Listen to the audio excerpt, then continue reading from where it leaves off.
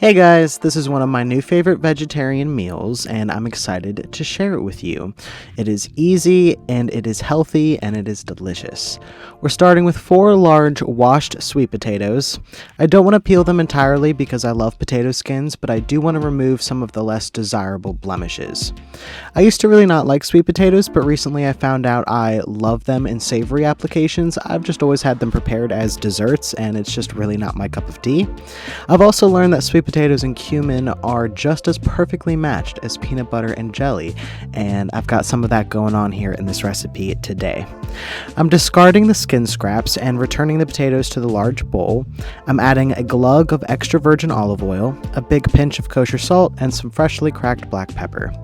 Give them a toss until everything is well coated, and then I'm going to place them on a parchment-lined baking sheet and prick each one a few times with a fork. This allows the steam to escape and stops them from occasionally exploding.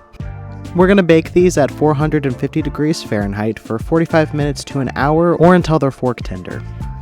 While the sweet potatoes are in the oven, we can start on our Pico de Gallo. I'm going to dice a few ripe tomatoes, dice half of a large red onion, roll a lime to get the juices flowing and then slice in half. Take a moment to appreciate how pretty a lime is. This is a crucial step in the recipe. I usually use jalapenos for this, but this time I'm using a serrano, which is about 5 times hotter than a jalapeno. I recommend either wearing a glove when you slice this or remembering to immediately wash your hands afterwards before you touch any part of your person and truly regret your decision to cook today. I'm going to chop a generous amount of cilantro. If you are amongst the many who do not like cilantro, you can use parsley or something. It's okay, I won't tell on you. I have 2 cloves of fresh garlic. Place your knife flat on the cloves and use the heel of your hand to give them a little whack. They'll pop right out of their skins. How creepy does that sound? Say they popped right out of their skin. After you peel them, go ahead and chop them up finely. Transfer your ingredients into a bowl, season with a touch of salt and a touch of pepper. Squeeze in your lime juice and add a little drizzle of olive oil. Mix until everything is well combined. Now, I consider this step totally optional because it is an extra step in an otherwise very low effort dish, but I consider the extra effort worth it. I'm thinly slicing about 4 corn tortillas and I'm going to turn them into crispy tortilla strips.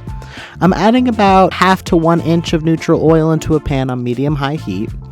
If you wanted to keep this dish extra healthy, you could always bake these instead of frying them. But if you are frying them, cook them for about 2 minutes or until they're lightly golden. Transfer onto a paper towel and then immediately season with a pinch of salt afterwards.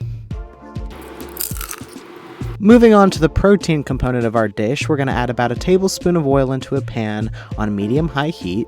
Add half of a diced onion, I'm using yellow this time, and I'm going to sweat it out for about 1 minute or until it's translucent. Then I'm going to add in 12 ounces of Impossible beef. You could use Beyond beef or beef, whatever floats your boat. I'm going to break it up a little bit and then add in some of the usual taco spice suspects. I've got some kosher salt, black pepper, a few shakes of garlic powder, a pinch of smoked paprika, a dash of oregano, and a few dashes of cumin.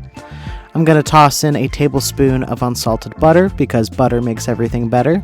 And then I'm going to cook this for about 3 to 4 minutes before adding a 1/4 cup of water, or you could also add vegetable broth to bump up the flavor a little bit. Cook until the liquid has completely evaporated. Once your sweet potatoes are finished baking, slice them down the middle, and when they're hot, you can easily just pop them open with a little squeeze, but I prepared these ahead of time, so they're pretty cold right now, so I'm just gonna pull them open. Lightly season the inside and give it a little bit of a fork fluff, and then we can dress it up however we like. I'm gonna pile on some of our taco meat and some cheese. I'm using a shredded Mexican blend. You could use whatever cheese you like. I'm gonna add this back in the oven real quick to melt the cheese. If your sweet potato is fresh out of the oven, the residual heat will probably just melt the cheese for you. On goes our salsa.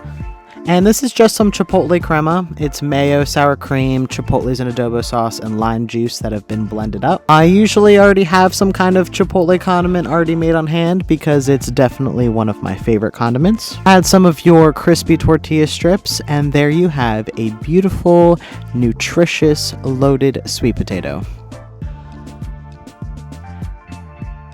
This dish has a lot of flavor going on. It's sweet, spicy, savory, smoky, bright, and acidic.